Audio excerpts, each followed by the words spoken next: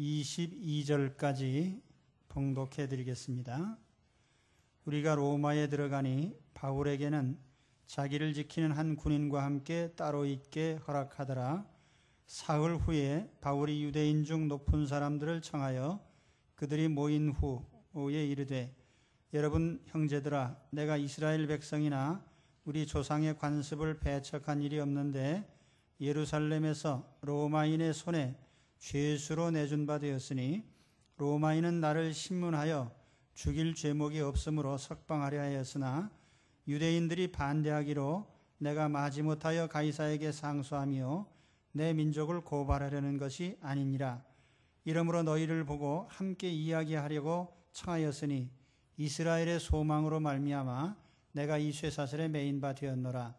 그들이 이르되, 우리가 유대에서 내게 대한 편지도 받은 일이 없고 또 형제 중 누가 와서 내게 대하여 좋지 못한 것을 전하든지 이야기한 일도 없느니라. 이에 우리가 너의 사상이 어떠한가 듣고자 하니 이 파에 대하여는 어디서든지 반대를 받는 줄 알기 때문이라 하더라. 아멘.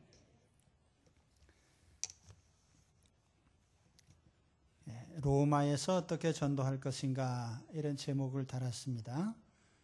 오늘 본문의 가장 큰 주제가 로마 전도이기 때문에 이 타이틀을 달았습니다. 바울이 로마에 간 목적도 전도하러 갔기 때문에 로마에서 바울이 어떻게 전도했는가, 이것이 중요한 주제가 될 것입니다. 우선 로마에서 전도하게 된 그 배경에 대해서 좀 말씀을 드리겠습니다. 16절에 보면은 우리가 로마에 들어가니 바울에게는 자기를 지키는 한 군인과 함께 따로 있게 허락하더라. 바울은 이제 일행과 함께 로마에 도착을 했습니다. 그리고 아시다시피 바울은 죄수의 신분으로 호송을 당했어요. 그렇기 때문에 바울과 함께 간 여러 죄수들이 있었고, 이 죄수들을 호송했던 백부장이 이제 로마에 있는 담당 관리에게 죄수들을 인계한 것입니다. 그런 과정 중에 특별히 바울은 따로 감옥으로 보내질 않고 한 사람의 간수와 함께, 병사와 함께 따로 그 영문 밖에, 요즘으로 말하면 성 밖에 세를 얻어서 개인집에 머물도록 허락을 했습니다. 물론 이렇게 된 배경은 바울이 큰 죄가 없다는 것을 재판 과정에서도 지켜봤고, 또 그 백부장이 바울이 누구인지를 몸소 겪어봤기 때문에 바울에 대해서 좋게 설명을 했고, 그 결과로 이제 바울에 대해서 이런 특별한 혜택이 주어진 것입니다. 그러나 혜택을 받았다 해도 죄수이기 때문에 바울은 죄수로서 쇠사슬에 매인 신세가 됐습니다. 20절에 보면은 내가 쇠사슬에 매였다는 말이 나오는데, 당시에 죄수를 지키는 그 병사는 자기의 왼손에 쇠사슬을 묶고 그 쇠사슬을 또 죄수의 오른손에 묶어서 같이 둘이 항상 같이 움직이도록 한 겁니다. 이런 상태로 있게 된 거죠. 그런데 이런 상태에서 지금 바울이 로마를 전도한다고 마음 먹고 전도를 시작한 거예요. 그러나 로마 전도를 한 바울의 그 모습을 우리가 잘 살펴볼 필요가 있어요. 그러면 로마란 어떤 곳인가, 이걸 우리가 또 살펴볼 필요가 있겠죠. 명실상부하게 당대의 세계 최대의 제국입니다.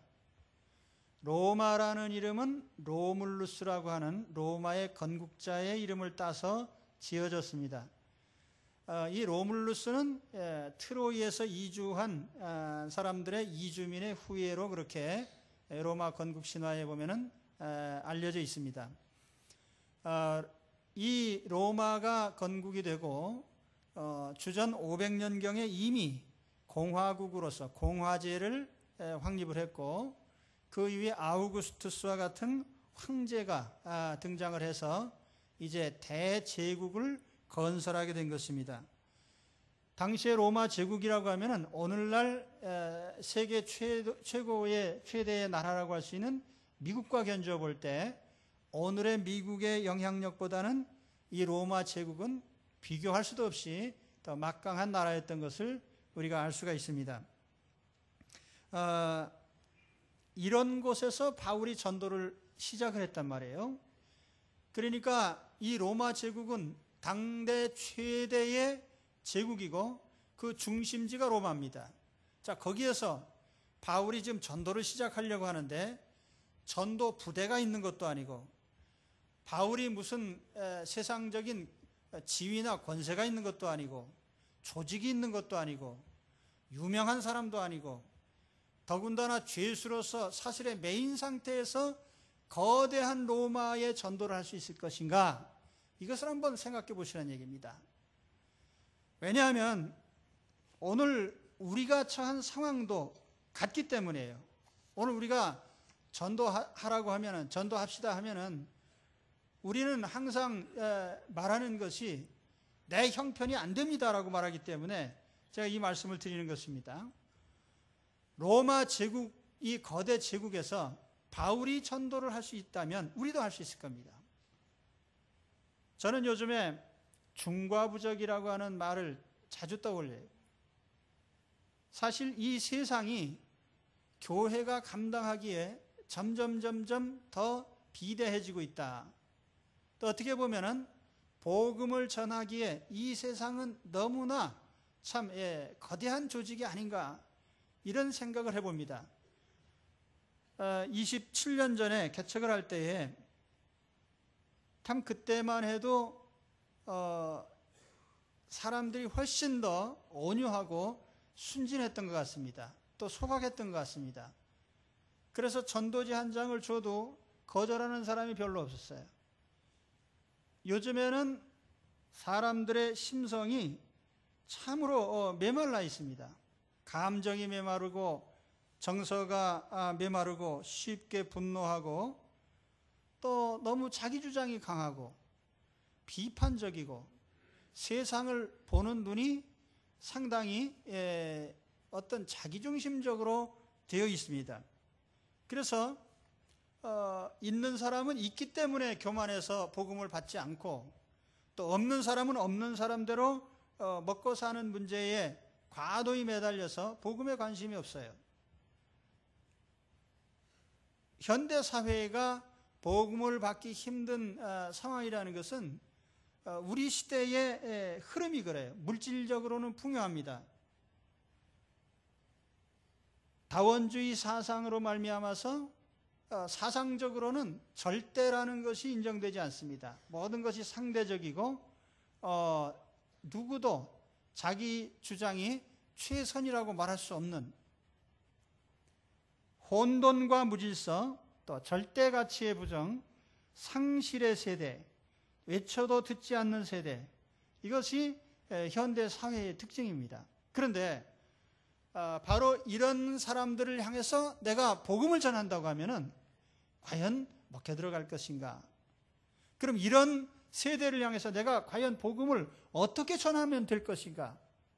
이런 점에 대해서 우리가 생각을 해본다면은 바울이 로마 제국 한복판에서 복음 전도를 시작한 그 모습이 오늘 이 거대한 세상 속에서 초라한 우리가 복음을 어떻게 전하면 될까라고 하는 같은 명제를 놓고 생각해 볼 때에 동일한 해답을 얻을 수 있지 않을까 생각합니다. 그래서 오늘 바울이 전도한 걸 보면서 우리가 이 세상 속에서 전도할 수 있는 방법을 찾게 되기를 바랍니다.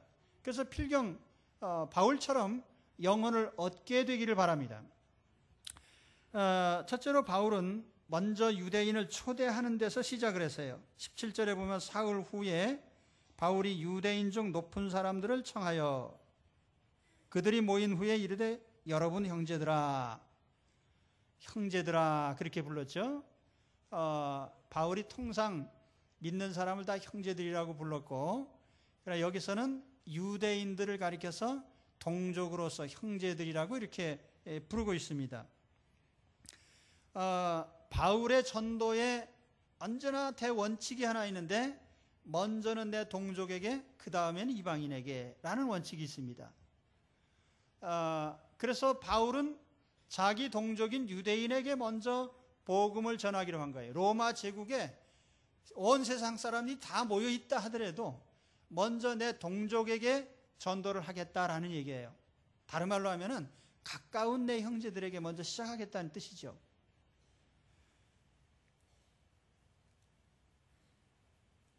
우리는 유대인 전도라고 할 때 유대인에게 전도를 성공하면 인류 전도는 성공입니다.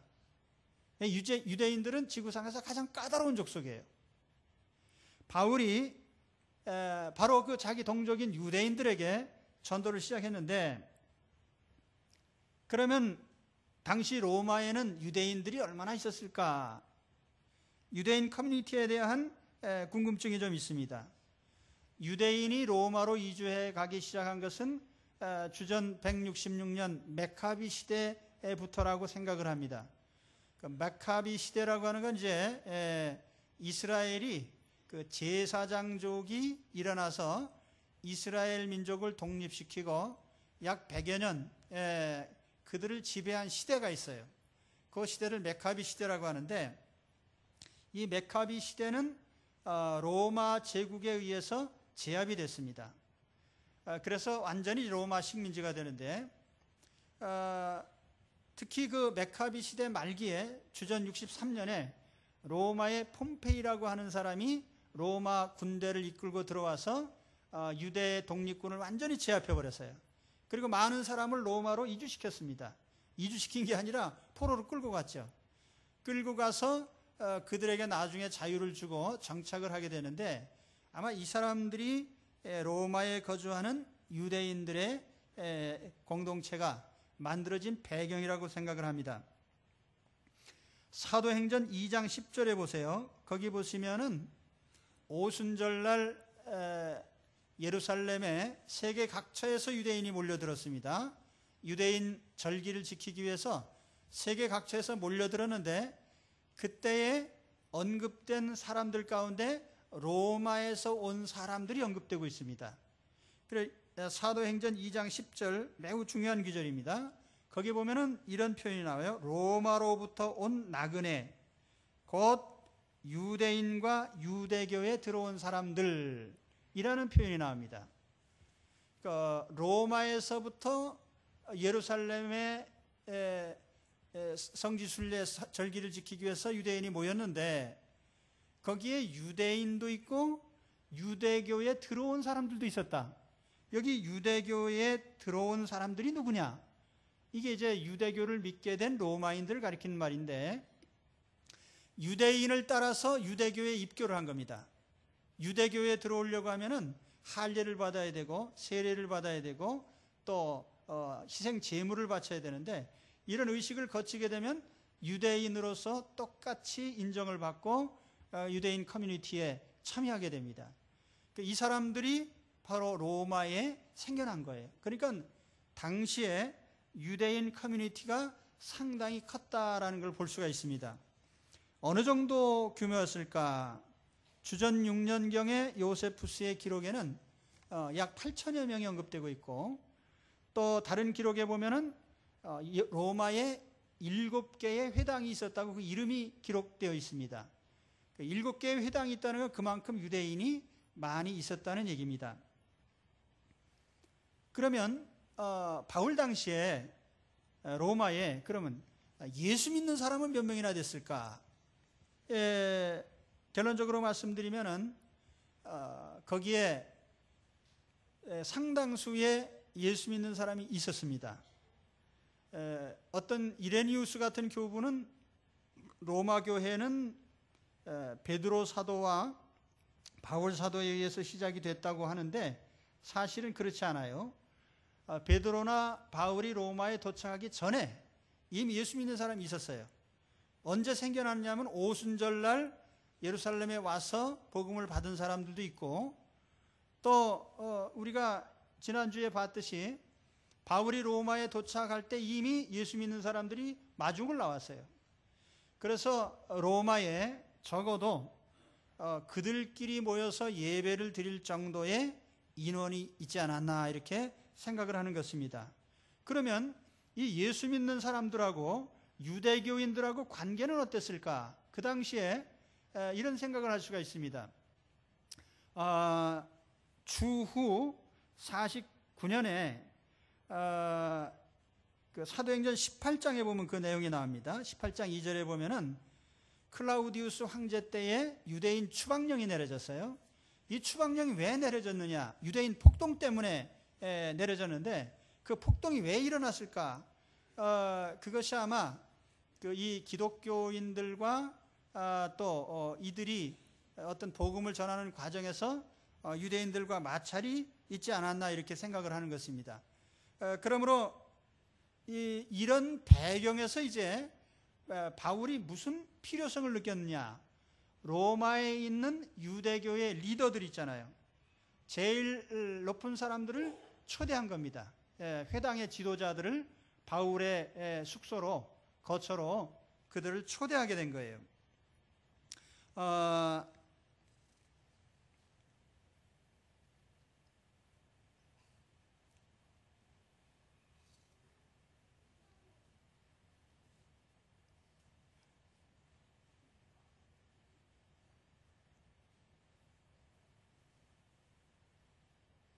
아무튼 오늘 우리에게 중요한 건 뭐냐면 가까운 사람부터, 그렇죠? 우리의 가까운 사람부터 복음을 전하는 것이 순리입니다. 세계 전도의 표를 세웠어도 가장 중요한 건데 가장 가까이 있는 사람이고 내가 접촉할 수 있는 사람이죠. 접촉할 수 없는 사람에게 복음을 전할 수는 없는 거 아닙니까? 그 가까운 순서들은 내 가족, 내 형제, 내 친척, 내 친구, 내 동료, 또 그리고 나서 내 동족, 또 이방인 이렇게 될 것입니다. 오늘 우리가 이런 그 전도의 방법을 생각을 해서 이건 하나의 원리죠. 그러면서 또 한 가지는 우리가 이렇게 가까운 사람들을 인도할 때에 가장 좋은 방법은 그들을 초대하는 것입니다.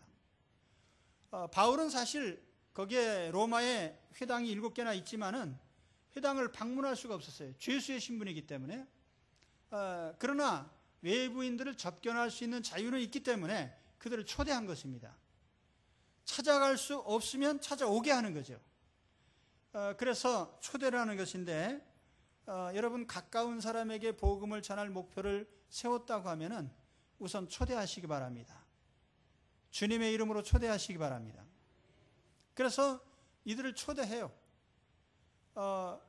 그럼 대접은 누가 합니까? 바울은 초대장은 보냈는데 바울의 이름으로 보냈겠죠. 그러나 바울은 가진 게 없는 사람이에요. 죄수고 매인 사람이고. 그러나 하나님께서는 그 바울에게 복음을 전할 수 있는 동지들을 붙여주셨습니다.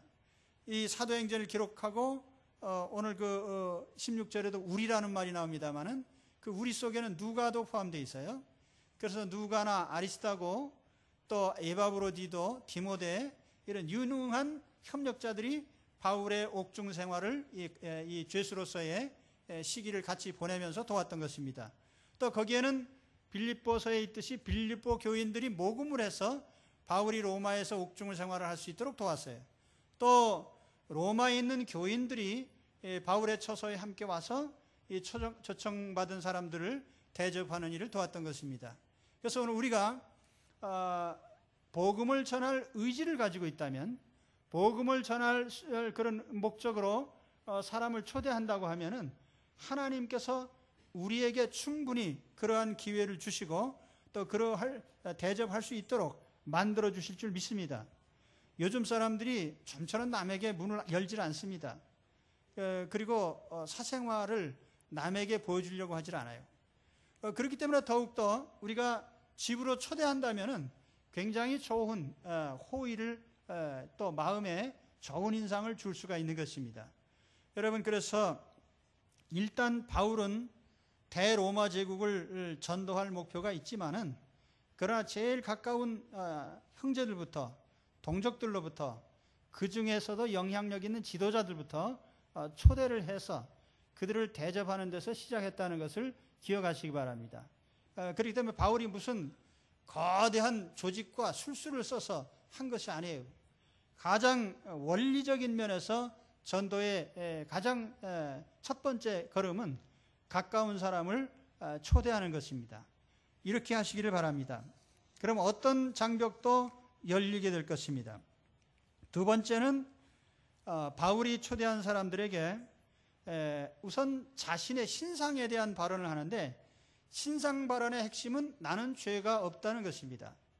나는 죄 때문에 이렇게 매인 건 아니다라고 하는 설명이에요. 왜냐하면 바울이 지금 죄수로 와 있는 형편이기 때문에 무슨 죄를 져서 저 사람이 여기 이렇게 끌려왔나 이런 의문이 있을 거 아니에요. 그렇기 때문에 거기에 대한 해명을 한 것입니다. 나는 사실 죄가 없는 사람이다. 그래서 18절 19절에 보시면 로마인은 나를 신문하여 죽일 죄목이 없으므로 석방하려 하였으나 유대인들이 반대하기로 내가 마지못하여 가이사에게 상소하며 내 민족을 고발하려 하는 것이 아니라. 자, 우리가 복음을 전하면서 주의해야 될 것은 어떤 사람들을 비난하는 말을 삼가해야 되는 거죠. 바울이 사실대로 얘기하면 이렇게 얘기할 겁니다. 감정대로 얘기를 한다면 이렇게 얘기했겠죠. 나 저 유대인들 때문에 아주 죽을 뻔했다. 저 유대인들 지겨워 죽겠다. 저 사람들 때문에 내가 죄 없이 이렇게 붙잡혀가지고 여기까지 오게 됐고, 그 유대인 때문에 내가 이신세가 됐다 하면서 유대인들을 탓했을 텐데, 바울은 그러한 탓을 최대한 지금 삼가하고 있습니다. 그래서 유대인들의 잘못에 대한 언급은 거의 하지 않고 그 대신에 나는 죄가 없다라고 하는 점을 밝히 얘기를 하는 겁니다. 나는 죄가 없다. 나는 잘못이 없다.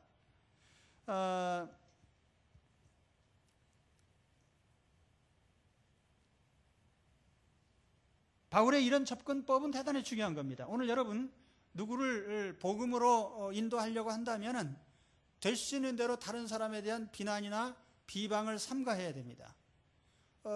잘못 누구를 욕하고 나면 그 사람이 한 사람, 두 사람 건너서 아는 사람일 수도 있고 연관된 사람일 수도 있어요. 자, 여기 지금 바울의 말을 듣고 있는 사람은 유대인이에요. 유대인에게 유대인을 욕하게 되면 그 사람들이 마음이 다칠 염려가 있어요. 그러니까 그들에 대한 책임은 될 수 있는 대로 거론을 안 하는 것이죠. 또 다른 측면에서 보면은 전도자로서 가장 큰 무기가 뭐냐 하면은 우리가 순결해야 된다는 겁니다. 죄가 없어야 돼요. 바울은 죄 없이 희생당하고 있습니다. 그것조차도 바울에게는 큰 무기가 되고 있어요. 빌립보서 1장 13절과 14절 말씀에 이런 말씀이 있습니다. 이러므로 나의 매임이 그리스도 안에서 온 시위대 안과 기타 모든 사람에게 나타났으니 형제 중 다수가 나의 매임을 인하여 주 안에서 신뢰함으로 겁없이 하나님의 말씀을 더욱 담대히 말하게 되었느니라. 여기 바울 자신이 오히려 죄 없이 매여 있는 이것 때문에 복음을 전할 때 더 신뢰를 받게 됐다는 거죠. 최근 어떤 기독교 기관에서 조사를 했는데 우리나라 3대 종교라고 할 수 있는 이 불교, 천주교 또 기독교의 호감도 또는 신뢰도에 대한 조사를 했는데 결과를 얘기하자면 기독교가 꼴찌입니다. 개신교가 꼴찌란 말이에요. 이게 몇 년 전만 해도 이 개신교가 제일 앞에 있었어요. 근데 이게 삽시간에 지금 추락을 했습니다. 왜 그런가? 결론은 우리가 잘못했다는 얘기죠. 잘못했다. 하나님께서 우리에게 가장 높은 윤리를 주셨는데 표준대로 살지 않은 거죠. 그래서 예를 들면 초대교회 교인들 그러면 그 떠오르는 이미지가 있잖아요. 그 사람들 같이 모여서 성찬식하고 애찬도 나누고 예배도 드리고 또 그 사람들 유무상통 서로 돕고 또 그 사람들은 항상 순수해서 거기에 참가하려고 하는 사람들이 많았다. 그런데 오늘날 교회에 그럴 때 떠오르는 이미지가 뭔가? 그래도 여기 앉아 계신 분들은 대단한 분들이에요. 왜냐하면 이런 세상적인 그런 분위기 속에서도 우리가 하나님을 믿게 된 이런 그 마음가짐, 이게 대단한 그 도전을 이긴 것인데, 교회의 이미지가 나쁘게 만들어지고 있습니다. 그래도 그 중에 대부분의 이유는 교회 자체가 안고 있는 거예요. 예를 들어서 오늘날 교회에 그러면 떠오르는 이미지가 뭡니까? 분열, 분쟁, 교파, 세습, 정치 권력 또는 불륜, 여기에 대한 책임을 누가 져야 됩니까? 그럼 우리가 져야 되는 거죠. 우리가 챙길 것을 다 챙기고 따질 걸 다 따지고 하고 싶은 일을 다 하면서 좋은 이미지를 줄 수가 없는 것입니다. 그래서 저는 그렇게 생각을 해요. 우리가 예를 들어서 불교종단에서 정부에 무슨 요구를 한다. 그랬을 때 우리 기독교에서 똑같이 그렇게 할 필요가 있겠는가? 우리가 다른 종교를 비난하거나 비방하는 방식은 온전한 방법이 아니에요. 오히려 사도행전 2장처럼 나도 저 공동체에 한번 멤버가 되고 싶다. 그렇게 만들어가는 것이 더 중요하다고 봅니다.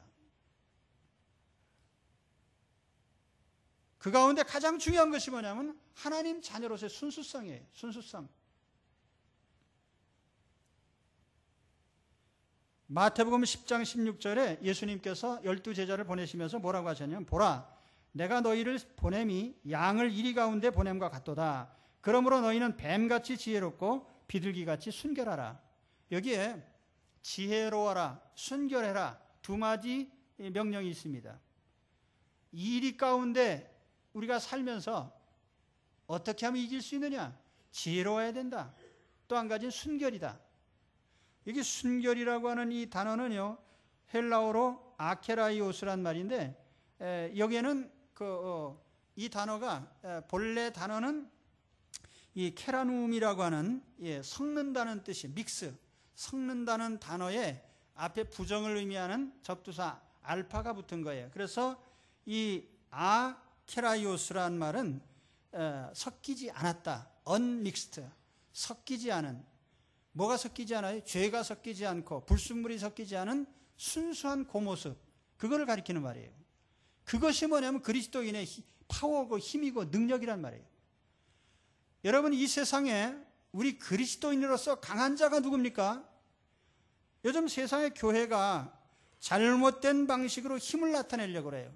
세를 보여주려고 하고 어떤 그 수의 규모, 또는 아니면 어떤 외형적인 영향력, 우리 교회는 대단히 높은 사람이 많이 나오고, 그것이 결코 우리가 세상을 정복할 수 있는 힘은 아닙니다. 바울은 죄수이고 무명용사고, 바울은 아무것도 갖지 않은 사람이고 아무것도 연줄이 없는 사람이에요. 단 한 가지, 죄가 없고 순수하다는 것이 황제까지 제압할 수 있는 능력이 되었던 것입니다. 오늘 우리 이걸 기억해야 돼요. 오늘 우리의 능력이 무엇입니까? 예수 그리스도 안에서 순수함을 가지는 것입니다. 죄가 없다는 것이 얼마나 자신 있게 만들고 당당하게 만드는 것입니까? 예수 믿는 사람이 음란하게 살고 불순하게 살고 물질적으로 깨끗하지 못하고 절대로 남에게 영향을 줄 수가 없는 거예요.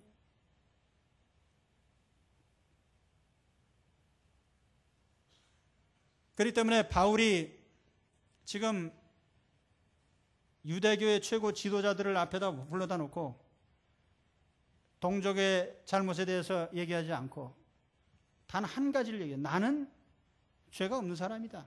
내 죄 때문에 이렇게 처벌받는 거 아니다.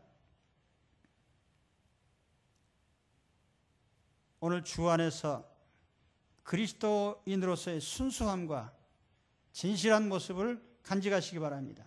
그것이 로마 제국을 무너뜨린 힘이에요. 다른 힘이 아니에요.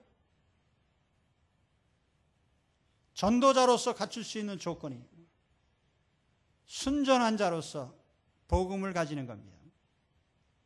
그 다음에 세 번째로 바울은 민족 공동의 소망을 얘기했습니다. 20절에 보면 이러므로 너희를 보고 함께 이야기하려고 청하였으니 이스라엘의 소망으로 말미암아 내가 이 쇠사슬에 매인 바 되었노라. 이스라엘의 소망이라는 한마디를 얘기합니다. 나도 당신들과 같은 이스라엘 사람이고 같은 민족으로서의 소망을 가지고 있다. 그건 뭡니까? 민족 해방이죠. 민족 해방. 물론 유대인이 생각하는 민족 해방이 구약을 조금 잘못 해석한 면이 있습니다. 그거 이제 문제가 되는데 어쨌든 출발점은 이스라엘 민족의 해방과 독립, 그리고 그것이 다른 말로 하면은 메시아의 도래, 메시아가 오셔서 유대 민족을 해방시키고 하나님의 나라를 건설하는, 이것이 그들의 이상입니다.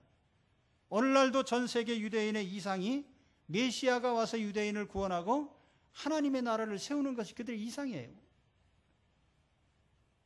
단지 여기서 문제가 되는 것은 하나님께서는 전 세계 인류를 구원하시려고 했는데 유대인들은 편협한 생각을 가지고 유대 민족의 구원을 그들의 목표로 삼았던 것이 잘못이죠. 메시아가 오시면 유대 민족을 해방시킨다고 생각을 했는데 그건 잘못된 것이고, 죄의 매인 인류를 죄의 정죄로부터 해방시키고 하나님의 자녀로 구원하는 것이 궁극적인 하나님의 목적이에요. 그들은 영적인 것과 육신적인 것을 구별을 못했습니다. 그래서 하나님의 나라에 대한 개념이 그들은 잘못되어 있습니다. 어쨌거나 중요한 건 뭐냐면 바울이 이와 같은 민족 공동의 관심사에서 시작을 해서 구약 성경을 얘기하고 나중에는 예수님을 얘기한 겁니다. 그래서 오늘 말씀에도 보면은 이제 23절에 가서 보면은 그래서 거기서부터 얘기를 하면서 강론하여 하나님의 나라를 증언하고 모세의 율법과 선지자의 말을 가지고 예수에 대하여 권하더라. 마지막으로 제안한 것이 예수님이죠. 예수님이 구주시다. 이 얘기 하나를 하기 위해서 바울은 많은 공을 들인 것입니다. 오늘 우리도 전도를 하긴 합니다. 그런데 길 가던 사람 덥석 붙잡고 예수님이 구주십니다라고 말하면 구주가 무슨 단어인지, 예수님이 누구신지 그 사람이 알아듣겠는가? 한 사람에게 예수님을 말하기 위해서 많은 준비를 갖춰야 된단 말이에요.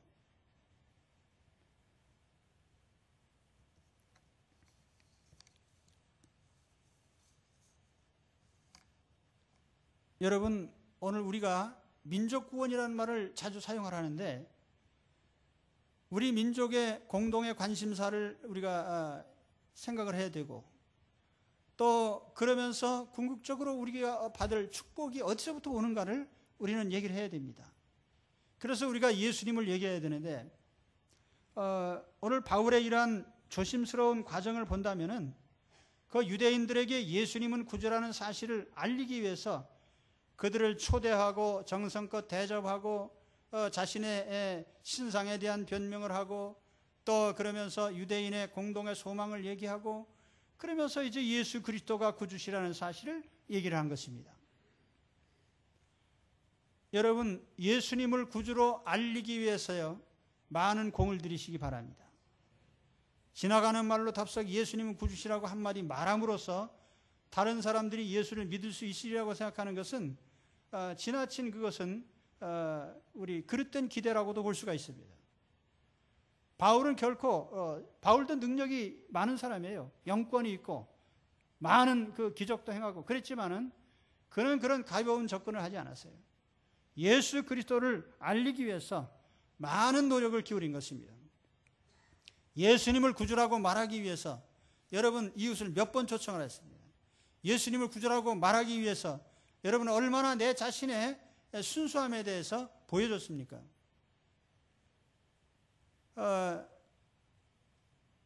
저 자신도 마찬가지죠. 저는 이 말씀을 보면서 그런 생각을 했습니다. 야, 이게 예수님을 구주라고 말하기 위해서 얼마나 내 자신은 더 성결해져야 되고, 예수님을 구주라고 말하기 위해서 얼마나 많은 공을 들이고 준비를 해야 되는가? 오늘 교회가 행하고 있는 여러 가지 복음전도 이외의 많은 사역들이 예수님을 구절하고 말하기 위한 하나의 기초 작업이라고 생각을 합니다.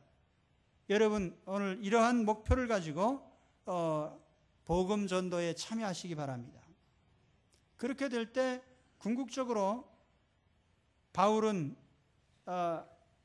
로마를 정복을 했고 313년 콘스탄틴 황제 때에는 기독교가 로마 제국의 종교로 공포가 된 거야. 로마 제국의 종교로. 대단한 반전이죠. 바위로 이제 계란으로 바위치기 같은 무모한 도전처럼 보이는 바울의 전도가 로마 제국을 정복하는 아주 드라마틱한 200년 만에 정복하는 놀라운 결과를 가져온 것입니다. 이 바울의 전도에 대해서 오늘 마음에 담으시고 주의 이름으로 실천하시기를 축원합니다. 기도하겠습니다. 하나님